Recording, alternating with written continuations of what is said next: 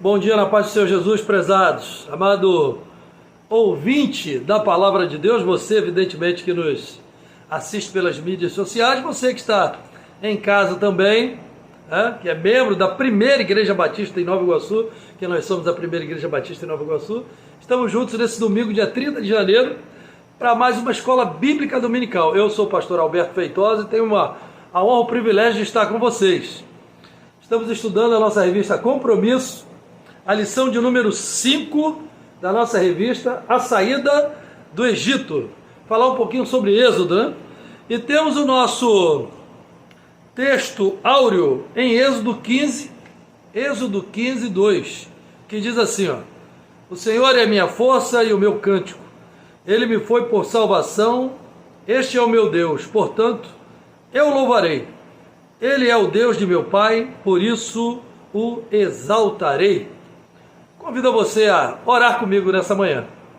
Soberano Deus, eterno Pai que está no céu, te louvamos, te bendizemos, te engrandecemos o nome. Somos gratos por estar nessa manhã na tua presença. Se eu posso falar o coração de cada um de nós, porque a tua palavra que é viva e eficaz possa frutificar no coração de cada um de nós, a começar pelo meu, a 30, a 60 e a 100 por um, e que tudo nessa escola bíblica dominical seja para a glória do teu nome. Em nome do Senhor Jesus oramos, em nome do Senhor Jesus nós te agradecemos. Amém e amém. A saída do Egito, né? Falar de Êxodo ou falar do Pentateuco, que são os 5 primeiros livros da Bíblia.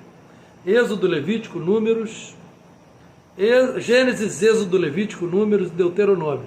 Gênesis, Êxodo, Levítico, Números e Deuteronômio. Os 5 primeiros livros da Bíblia, conhecido como Pentateuco, né? 5. Falar é muito importante, é sempre maravilhoso falar sobre o Antigo Testamento, falar sobre o livro de Êxodo, um livro riquíssimo, né? Que no seu original hebraico, o seu nome é Veleshemot, Shemot.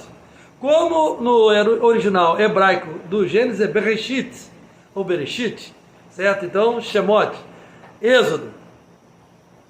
E o Êxodo tem uma história fantástica do povo de Deus, né? Êxodo também, na sua tradução para a nossa língua, né? Para a nossa linguagem mais conhecida, que nós temos assim, maior tato, é saída, né? Êxodo, saída. E lá na Grécia, já ouviu falar sobre Alexandre o Grande? Então, Alexandre o Grande, o macedônio, o grande conquistador grego, certa vez nos conta a história que ele pegou 70 sábios, 70 mestres e foram traduzir os escritos que nós conhecemos como a Septuaginta, né? Certo? E da Septuaginta é que vem o nome Êxodos. E o Êxodo, para nós, é a saída. Saída de onde, pastor Alberto?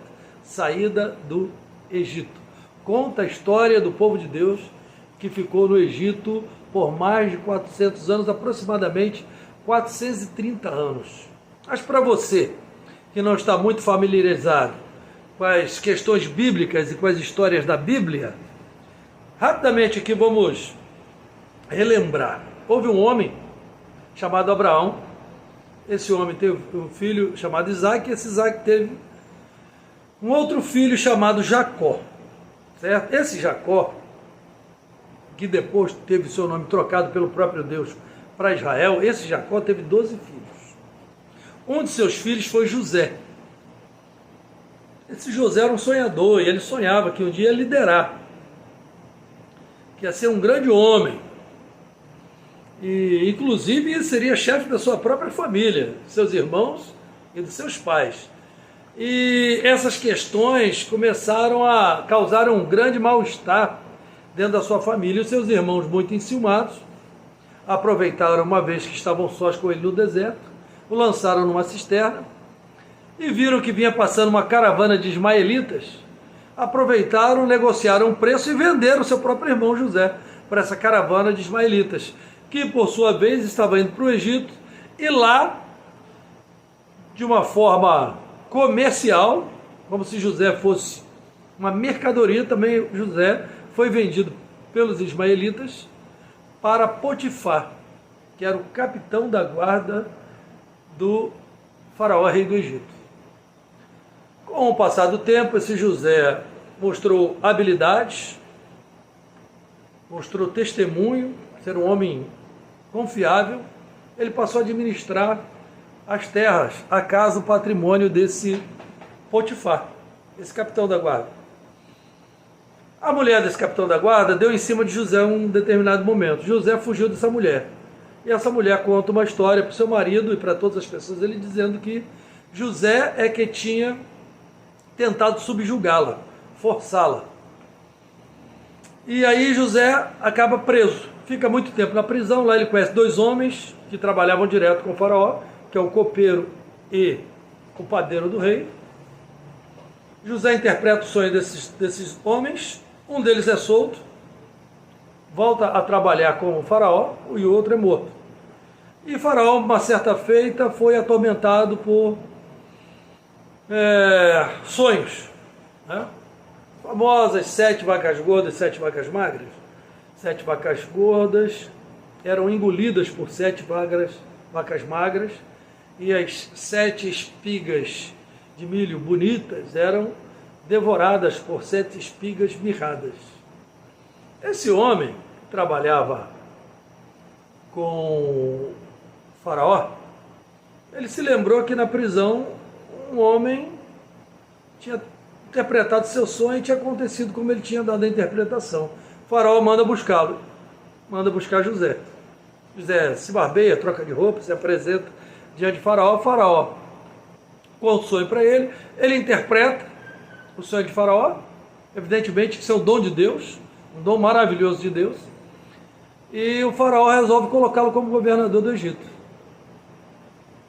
Olha que coisa maravilhosa, né? Aí houve fome no território onde os irmãos e a família de José moravam. Os irmãos de José vão até o Egito, amando seu pai, para buscar alimento, buscar grãos, porque no Egito José, de forma muito sábia, estava fazendo um estoque grande. Ali, para encurtar a história, José se dá a conhecer aos seus irmãos, choram juntos, José perdoa os seus irmãos e leva eles com a aquiescência, com a permissão de faraó, para morar lá no Egito. E ele separa um território, é chamado Terra de Gozem. Ele deixa o povo separado lá, porque os irmãos de José tinham muito gado, trabalhavam no campo, e os egípcios não se davam muito bem com pessoas que trabalhavam com gado, com rebanho, porque lembram-se do boi Apis? Também era uma divindade adorada no Egito. Os egípcios eram politeístas, eram adoradores de vários deuses, enquanto José não. Apesar de ter tido seu nome trocado, né, no Egito ele não era conhecido como José, nós conhecemos como José, governador, José, rei do Egito, mas lá no Egito ele ganhou um novo nome, chamado Zafenate Paneia. Ele casou-se, inclusive, com uma mulher egípcia. Enfim, encurtando a história, a família dele toda vai para o Egito, mora nesse território separado lá, na terra de Gozem. Aí passa muito tempo, José morre, seus irmãos morrem, os hebreus, os familiares de José que estavam lá, se multiplicaram e ficaram maiores e mais fortes até que os egípcios. Nesse período, se levanta um faraó que não conhecia José e que resolve não honrar também a memória de José e passa a oprimir os hebreus, os familiares de José ali no Egito. Então, dos 430 anos que o povo estava no Egito, não foram tempos de total escravidão, melhor dizendo, de subserviência, de opressão, de sofrimento, de chibata, de chicote, de humilhação, de vergonha, não. Eles moraram um bom período lá no Egito, levando a sua vida tranquila, trabalhando. Depois que se levantou esse outro faraó que não conhecia, ou que resolveu não honrar a memória de José por medo, porque o povo hebreu, repetindo, se tornou um povo grande. Então esse homem ficou com medo de o povo se levantar, se aliar aos inimigos dos egípcios e ali subverter os egípcios. Então ele resolveu oprimir o povo, né? ao invés de se aliançar com o povo, de conversar com o povo, ele resolve oprimir o povo. E é por isso que o povo foi parar no Egito. Está explicado? Amém? Muito bem. E aí nós vamos para a nossa revista, né? A saída do Egito, o Êxodo. Saída. Bom, vamos lá. Aqui com a revista. As palavras de Deus a Moisés. Eu endurecerei o coração de Faraó. Indicam que, na sua presciência, Deus sabia que o coração de Faraó não seria quebrantado mesmo diante de tão poderosas manifestações da misericórdia do Senhor. Foi uma livre escolha de Faraó, pois Deus não pode ser tentado pelo mal e a ninguém tenta, certo? Faraó escolheu seu caminho até o fim. Veja quanta arrogância na resposta de Faraó a Moisés e a Arão. Quem é o Senhor para que eu atenda a sua voz e deixe Israel sair?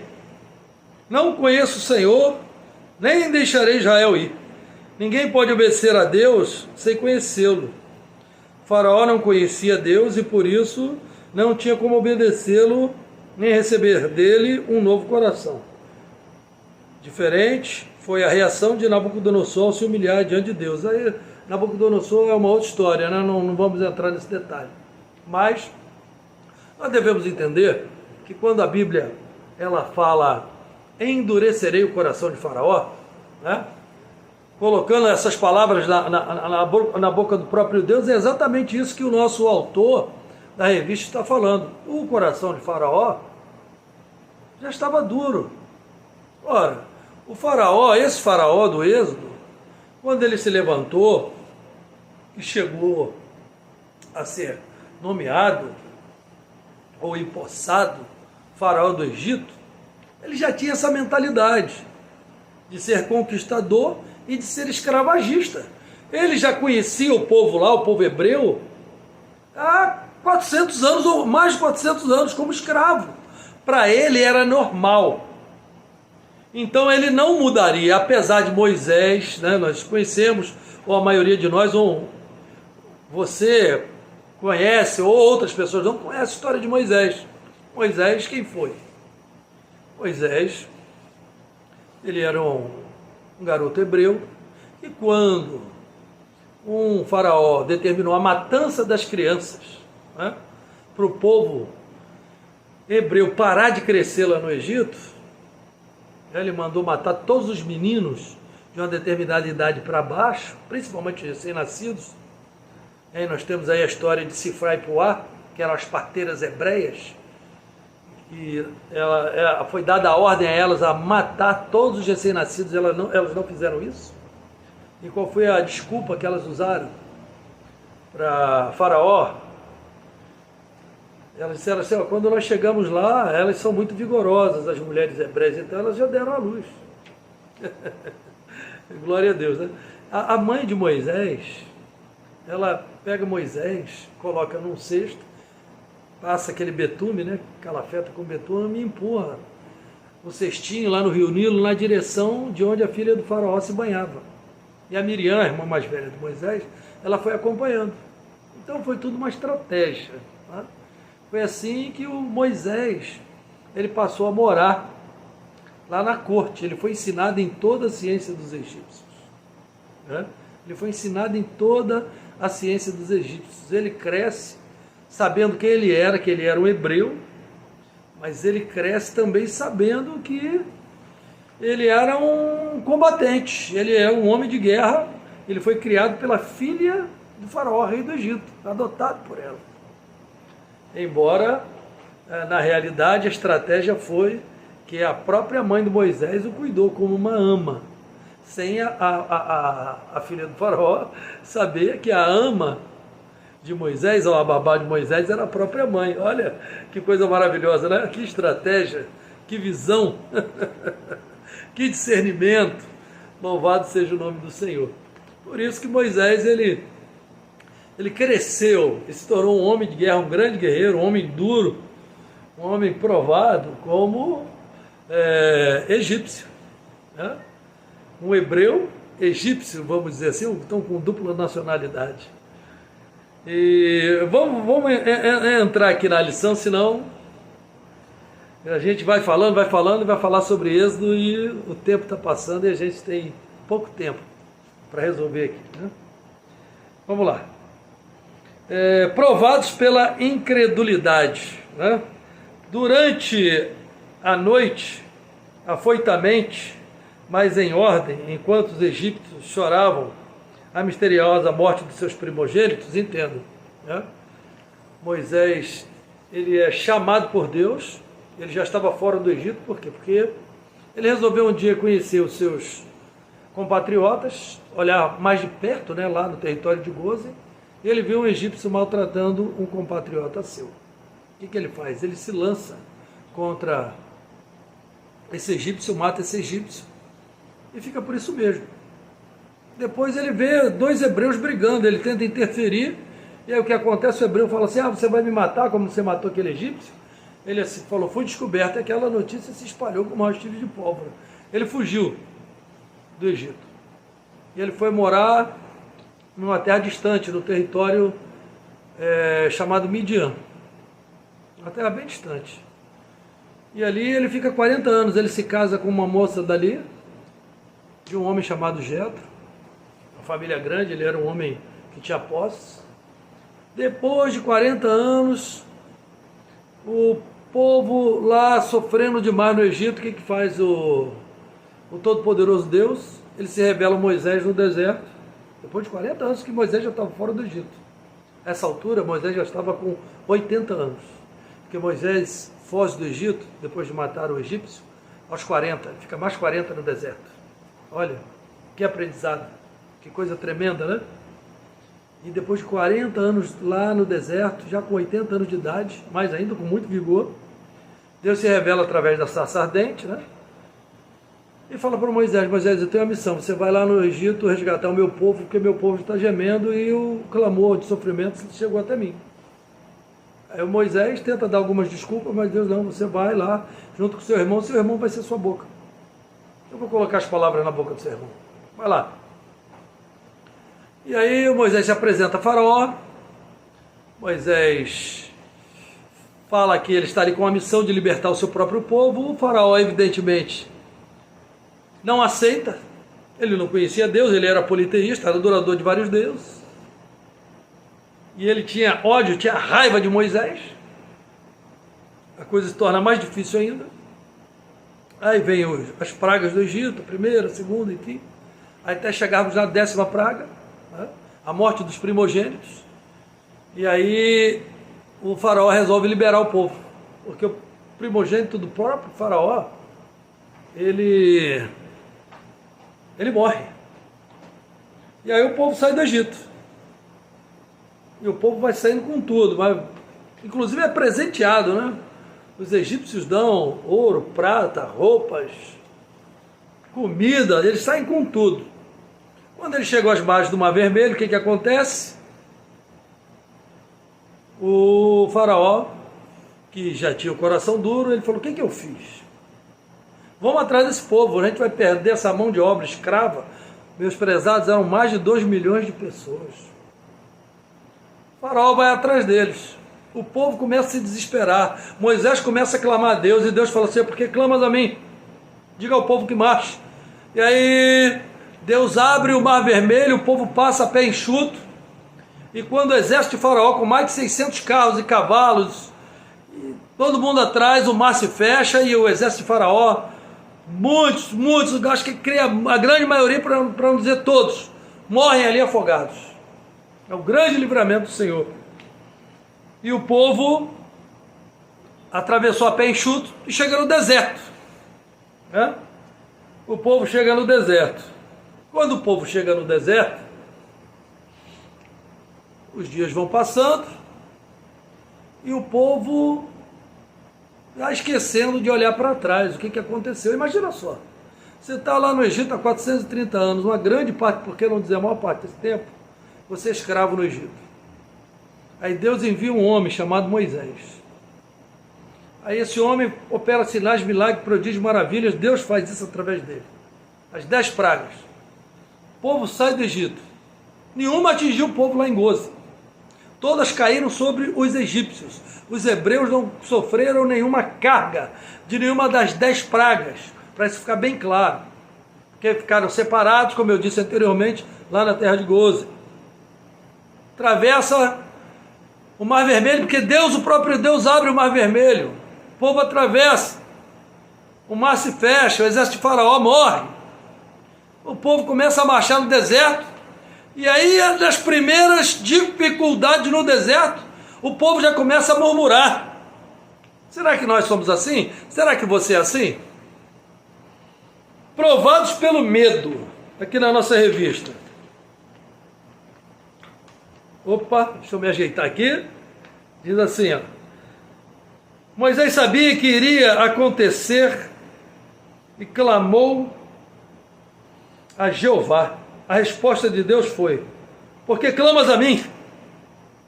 Ordena a esse povo que marche. Atravessa o Mar Vermelho, porque Deus abre. Fecha o Mar Vermelho. Estão no deserto. E aí eles começam a ser provados, outra vez. Provados pela sede. Aqui, ó, aqui embaixo, ó. Provados pela sede. Ora, evidentemente, mais de 2 milhões de pessoas ia começar a escassear a água, a comida. Eles iriam ser provados, né? Mas Deus Todo-Poderoso, se Ele começa uma obra na minha vida, na tua vida, na nossa vida, Ele vai levar a cabo, Ele vai executar, Ele vai finalizar ela. Olha, Ele não ia tirar o povo do Egito, atravessar o Mar Vermelho e largar o povo no deserto para morrer. Eles se deparam lá com um local que tinha muita água, mas as águas eram amargas, por isso que o nome do local foi chamado de Mara, né? Mas aí Deus orienta Moisés a jogar uma determinada planta ou árvore lá, naquelas águas, e as águas, que provavelmente eram salobras, né? Muito salgadas, se tornam doces, se tornam potáveis, e o povo toma aquela água, e o povo sacia a sua sede. Ora, hoje em dia não é diferente, Jesus é a água da vida. Mais à frente o povo se depara com um local maravilhoso, tinha 12 fontes de água, e água em abundância, e o povo se farta. Mas aí a comida começa a escassear. O que acontece? O povo começa a reclamar. Todas as vezes, se você fizer uma análise da sua vida mesmo, ou da vida de pessoas que você conhece, nos nossos dias, isso acontece, infelizmente, com mais frequência do que você possa imaginar. Milagres vêm sobre a nossa vida, provisão vem sobre a nossa vida. Deus derrama, Deus cura, Deus salva, Deus liberta, Deus abre portas. Deus nos restaura emocional, física, espiritualmente. Deus derrama a sua provisão. Ainda assim, na próxima provação, muitos de nós vão reclamar. Vão querer voltar, inclusive, alguns para o Egito. Vão reclamar que estão com sede. Vão reclamar que estão com fome, como o povo. O povo começou a reclamar logo depois que estava com fome. Moisés começa a conversar com Deus de novo. E aí Deus, Ele derrama o maná do céu, o maná do alto. Mas Deus dá uma orientação. Qual foi a orientação, pastor Alberto? A orientação era a seguinte: para que o povo pegasse uma quantidade de maná por família, uma quantidade diária. Quantidade diária. Né? A minha família tem 3, a outra família tem 8, a outra família tem 7, a outra família tem 15. Pega uma porção diária de maná de acordo com o número de pessoas da sua família. Muitos creem que a maioria fez assim.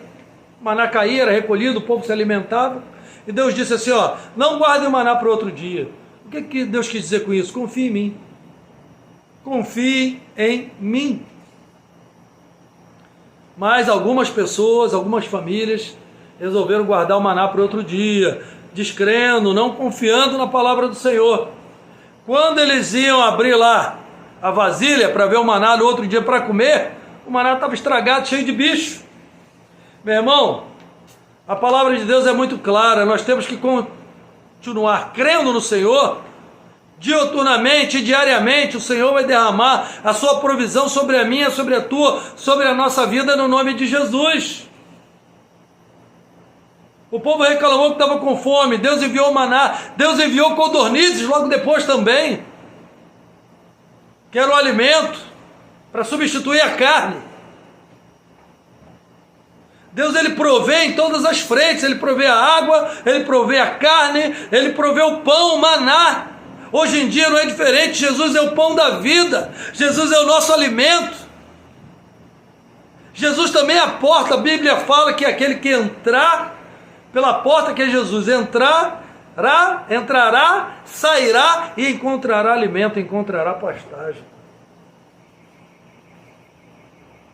Nós muitas vezes, eu mesmo faço uma avaliação, como pastor já nesses 22 anos de ministério pastoral, que nós somos, muitas vezes, como os egípcios, né? Eu costumo dizer, às vezes que prego lá na nossa igreja, a Bíblia é o que? É um livro de arquétipos. Que são arquétipos, são aquelas personagens, aquelas pessoas que nos representam. Quando nós olhamos a história deles, a vida deles, e nós vemos que de quando em vez a nossa história, a nossa vida é igual a deles. E não é assim, com muita gente. Estavam no Egito,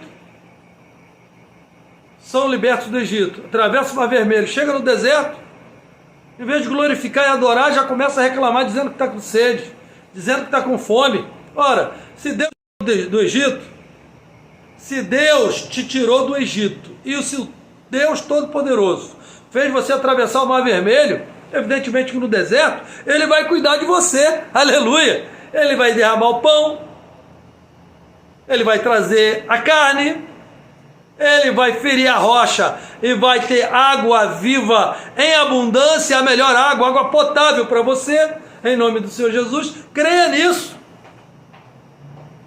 Ai, louvado seja o nome do Senhor, né? Eu vou só ler aqui Provados pela Sequidão, que é o último tópico, para a gente encerrar. E diz assim, ó: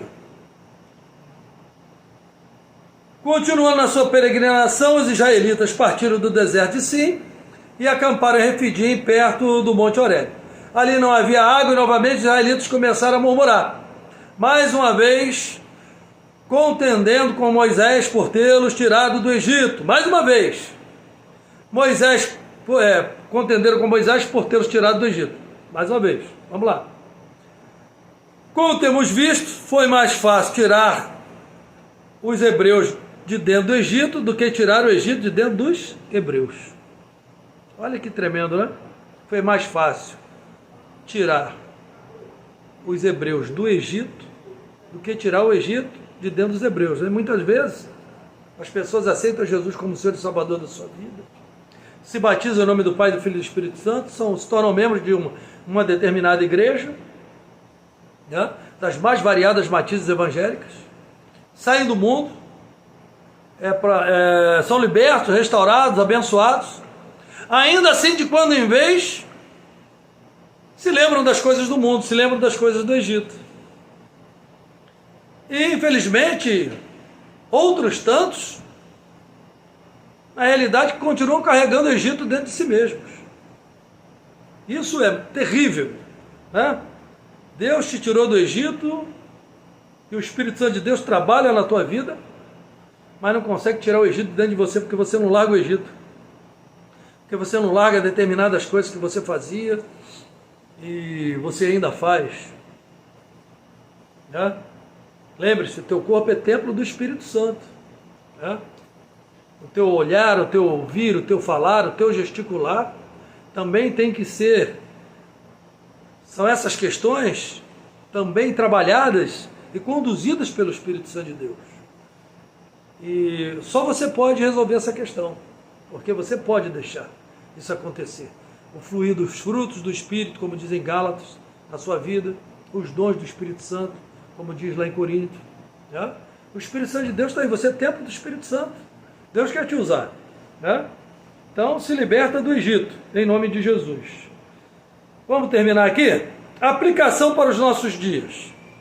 A jornada do povo de Israel, desde o Egito até a Terra Prometida, foi marcada pela murmuração. 40 anos murmurando. 40 anos. É muito desagradável quando o povo de Deus deixa de ver as bênçãos e põe a se queixar. E a pergunta que se faz é: qual tem sido a sua atitude ao passar por provações? Qual tem sido a tua atitude ao passar por provações? Queixas ou gratidão? Queixas ou gratidão? Meu irmão, no mundo tereis aflições, mas tem de bom ânimo. O próprio Jesus disse: eu venci o mundo. Mas ele também disse: no mundo tereis aflições, creiam em mim e serão mais do que vencedores. Eu costumo dizer, nós passamos pelo deserto, como o povo de Israel. Mas o nosso lugar não é o deserto. O nosso lugar é atravessar o Jordão e entrar na terra prometida, na terra que mana leite e mel, e desfrutar do melhor dessa terra. Então, vamos deixar as queixas de lado, vamos deixar o Egito de lado, vamos agradecer a Deus em meio à luta, provas, às dificuldades, vamos render graças ao Senhor, porque Ele é bom, porque a sua misericórdia dura para sempre e de geração em geração a sua fidelidade. Porque, na realidade, todos os dias o Senhor nos tira do Egito. Todos os dias o Senhor nos liberta, o Senhor nos livra, o Senhor nos abençoa. Amém? Creia nisso. Vamos orar? Soberano Deus, eterno Pai que está no céu, te louvamos, te bendizemos, te engrandecemos o nome, te somos gratos por nossa vida, nossa família, te somos gratos, Jesus, porque nós cremos que o Senhor é caminho, verdade e vida, o Senhor tem nos libertado, o Senhor possa nos conduzir para o centro da tua vontade, nos fortalecer, nos robustecer no Senhor na força do seu poder, para que possamos estar completamente libertos, completamente curados e desgarrados do Egito, para que possamos, ó Deus, declarar a cada dia que Jesus Cristo é Senhor e agradecer ao Senhor todos os dias pelas bênçãos, pela provisão, pela vitória, porque no nome do Senhor Jesus nós somos mais do que vencedores. É no nome do Senhor Jesus que nós oramos, é no nome do Senhor Jesus que nós te agradecemos, ó Deus. Amém e amém. Deus abençoe a todos. Beijo no coração, fiquem na paz, aproveite o culto e glorifica e agradeça a Deus. Até a próxima oportunidade. Abração, tchau, tchau.